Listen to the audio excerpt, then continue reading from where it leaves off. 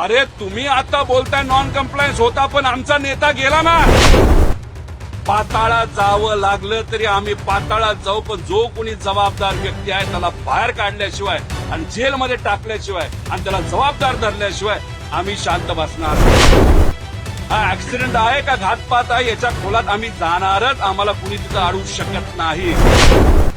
बरेच काय माहिती माझ्यापर्यंत आलेली आहे, त्यामुळे मला डीजीसीए मध्ये असणाऱ्या लोकांना एवढंच सांगायचंय. त्याच्याच बरोबर तिथं असणारे जे कोणी मंत्री आहेत त्यांना तिथं सांगायचंय, केंद्र सरकारला सांगायचं, राज्य सरकारला सांगायचं की दादांचा ऍक्सिडेंट आहे का घातपात आहे याच्या खोलात आम्ही जाणारच. आम्हाला कुणी तिथं अडवू शकत नाही. अडवण्याचा प्रयत्न केला तर त्यांना त्या ठिकाणी सांगायचंय की आमच्याकडे बरीच त्या ठिकाणी माहिती आहे.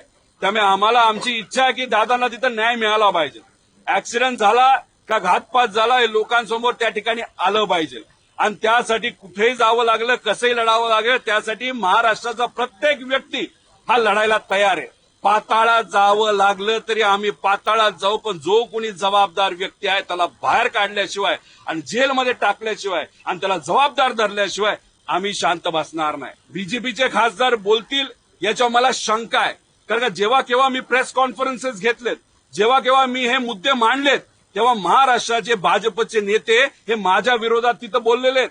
एक तर नेता इतका गलिच्छ लेवलला जाऊन बोलला, एका मृत्यू झालेल्या व्यक्तीच्या कपाळावरचं लोणी घालतो, म्हणजे त्याला लायकी तरी आहे का त्या मंत्र्याची? म्हणजे इतकं वाईट मला त्या ठिकाणी तिथं वाटलं. त्याच्याच बरोबर एक भोपळा फुटणार. अजून काय काय लोक बोलले. तुम्ही लोक बोलायचं बोला, तुमच्या या खालच्या लेवलच्या बोलण्यावर मला काही परिणाम होत नाही, आम्हाला परिणाम होत नाही. आम्ही आमच्या लेवलला त्या ठिकाणी लढणार. त्यामुळे भाजपच्या खासदारांकडनं आम्ही अपेक्षा धरत नाही.